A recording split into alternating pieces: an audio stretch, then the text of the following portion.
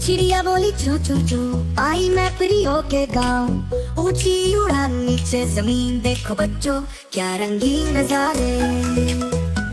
चचो चिड़िया रानी सबको सुनाए अपनी कहानी। गाने गुनगुनाए यहाँ वहाँ से, सबको खुश रखती अपने घर से। चिड़िया रानी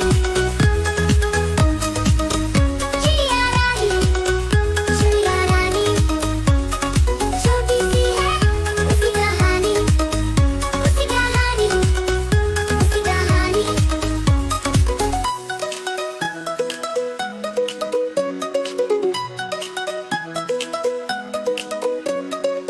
दादा तारा तारा दादा, दादा तारा तारा दादा, दादा तारा तारा दादा, दादा दादा तारा तारा दादा, दादा तारा तारा दादा, दादा तारा तारा दादा।